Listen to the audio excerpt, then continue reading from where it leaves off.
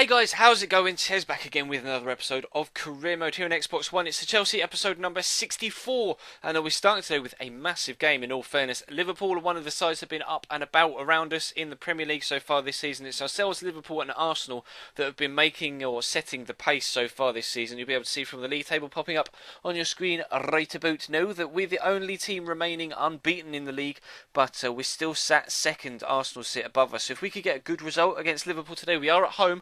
So you would have to say we are expected to win, regardless of Liverpool actually being very, very good opponents. Then we were setting out for 3 points. So we started off on the front foot, almost getting ourselves an early goal there, 6 or 7 minutes in.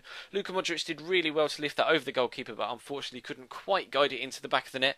But we continued our forward force for the opening few minutes, and Eden Hazard is going to push down the left-hand side. Nice ball into Marco Reus, who's actually going to try a shot from distance, gets blocked, falls beautifully for Luis Muriel, perfectly in fact, and he's able to slot it into the bottom corner across the goalkeeper. Simon Mignolet again, absolutely no chance, not getting anywhere near it. And 10 minutes in, it's Chelsea 1, Liverpool 0. But they came on the attack, trying to get themselves back into the game if they possibly could. And we're actually not quite going to be able to clear this properly. I tried to play out from the back, and I got caught on the ball with Modric, with Raheem Sterling, and a couple of rather ill-advised sliding tackles and poor defensive play from me. It's actually going to end up with Liverpool breaking back into the box. Daniel Sturridge gets away from the challenge there and then slots the ball into the bottom corner to bring them back to 1-1. So 20 minutes in, it's 1-1. So it's a good game so far. Actually, it was pretty end-to-end. It was really entertaining to play. Hopefully it comes across in the highlights that it's entertaining to watch as well, because this was one of the best games I've actually played to date so far in this career mode. But Luis Muriel with a gorgeous overhead kick to put us back in the lead 10 minutes later. We're going at a goal every 10 minutes so far in this game. It was looking like it was going to match the game against Aston Villa a couple of videos ago, where we ended up 4-3 with absolute goals apiece from everyone. But that is a wonderful overhead kick from Luis Muriel. We will see all 3 replays of that, please, because the replays on Next Gen really do make the game look absolutely beautiful. It's such an improvement over the current gen, or old gen, I guess now, 360 and PS3 engines, that really does look spectacular. I cannot wait to see what FIFA 15 looks like, a game that is solely being produced properly for Xbox One and PS4. Although of course they will release a version on current gen or old gen, but you would presume that the next gen version of the new title would be even better than this one, better looking. Hopefully it plays better as well. But Liverpool came close there through Iago Aspas, I think it was, that had that snapshot. Then unfortunately for them it went wide. He had a decent opportunity and just didn't quite manage to take it. But we get the ball into Luis Muriel, play it back across to Marco Reus. 52 minutes in, we extend our lead to 2 goals for the first time in the game. And again, it annoys me. I always just press A to do the default celebration whenever I score a goal, and every time I do it I always regret it with Marco Reus, because he does the apologetic celebration. It really wicks me off, because you shouldn't be apologetic after just put your team 3-1 up at home against one of the teams that are your biggest rivals for the league title. But still, we almost made it 4 there, and then De Cilio plays about with the wing-back Glenn Johnson there before whipping the ball in. They are eventually able to clear it, but we almost made it 4. Decent shot, and unfortunately it came back off the post, and again we were unfortunate not to get a 4th there. A wonderful reaction save from Simon Mignolet, close range from Arturo Vidal. You can see from the slow-mo replay just how good that save was. But we ended up with the 3-1 win and all 3 points, so we're going to extend our lead away from Liverpool at the top of the table. Was hoping that Arsenal were going to drop points over the course of this episode so that we could go back to the top of the table. But before we get any Premier League action yet again, we're back to the Champions League. Now, we drew with St Etienne last time around, 1-1, and of course Gary Cahill scored the goal that gave them their equaliser. So we were hoping to have a better time of it away in France, hoping to pick up all 3 points to build on the 3-1 win we got against Schalke in yesterday's episode. As you can see, we sit joint top of the table with St Etienne on 5 points.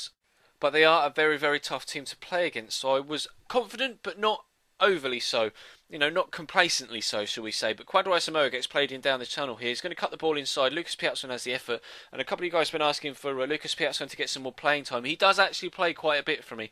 But you know, I try and make sure that I try and keep everyone happy, because it's just a killer when you lose one of your best players, because you're trying to keep the rotation players happy, and then one of your starlets decides that he wants to move to get regular first team football. So I have to be careful how much I leave certain players out. But Piazon does get enough playing time. He is an absolute god on this game now that he's started progressing properly, and he's going to be involved again here. Of course, unfortunate with that early effort coming back off the post. Eventually, Remy's going to find him again down this left hand side. He's got Willian for company in the box, and a wonderful volley is going to put us 1-0 up. We're scoring some really, really nice goals in today's episode. Great standing volley from Willian, plants his left foot on the floor and rifles it back across goal. Goalkeeper wrong-footed, and we go 1-0 up. But just before half-time, St Etienne are going to break into our box, come very, very close to getting themselves back on level terms. They, in fact, hit the inside of the post, and it races across the goal line, somehow stays out, and we live to fight another day. And we are actually going to head into the second half with that 1-0 lead. But St Etienne proved in the first game against us that they can cause us some problems going forward, and they were going to do so yet again here. Hamuma linking up with Coronet, plays it back out to Hamuma. It's going to be a really nice ball into the box.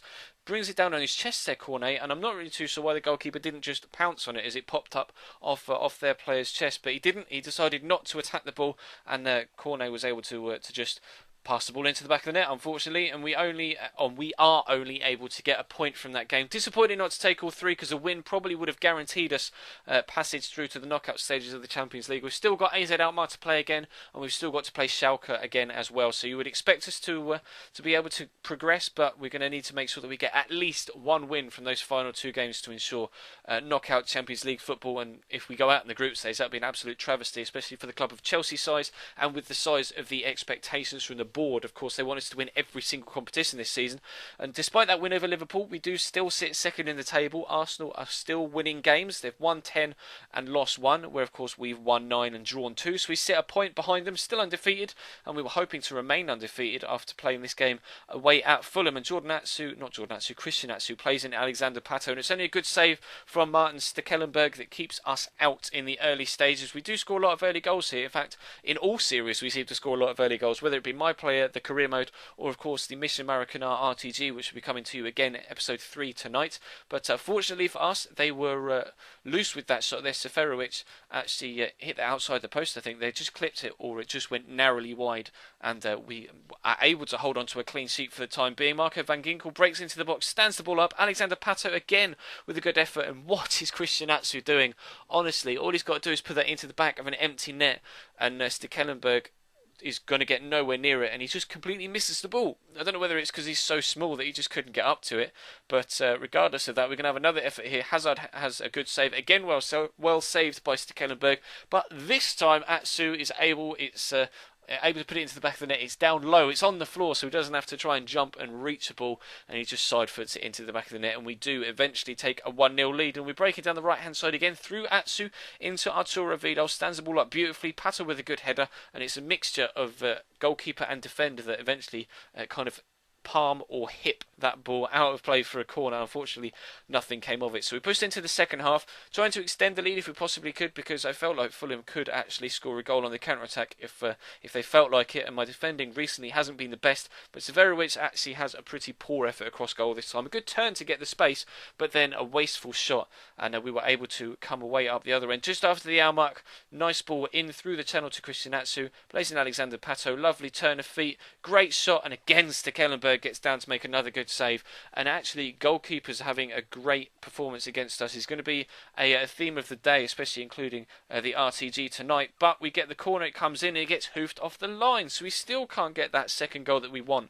Klaas-Jan Huntelaar has come on for Fulham for Patrick Kasami, and they make the change, and unfortunately for them, they're actually going to get caught on the counter-attack here from their own free kick. Alexander Pato delays with the pass to make sure that Marco Reus has enough space to be able to run into, gets around the defender, races away, and of course he's got the pace and finishing ability to round the game off. 5 minutes from time, we make it Chelsea 2, Fulham 0, and we're going to come away with all 3 points yet again. So 6 points in the league, 1 point in the Champions League, and we're still unbeaten in all competitions. So very, very pleased with how things are going so far, and hopefully we can continue that in next week's episode. Of course, this will be the last Chelsea career mode for the week. We'll have my player tomorrow on Sunday at 12 o'clock. If you don't know what and when I upload, by the way, there's a schedule in the description, and it's on the About page of the channel page as well, so feel free to check it if you don't know what and when I upload. This series got a My Player Career Mode series, and of course an RTG, World Cup RTG on the DLC for FIFA Ultimate Team. But that's all for today. Click the subscribe button if you haven't already. We're closing in on 11,000 subscribers, so if we could hit that over the weekend, that'd be absolutely superb. There's a link on screen on the left hand side. There's also a link in the description, and of course there's links in the descriptions as well to other social platforms, to my Twitter and to my Instagram as well, if you want to follow me over there. And if you missed the previous episode of this series, there's an annotation on the right hand side to take you to it. But that's all from me for today. Thank you very much for watching. watching, guys. We'll have a Mission Maracana later on tonight, so we'll be sure to tick sub boxes around about 7:30. But as for now, that's all from me. So thank you very much for watching, and I will see you next time.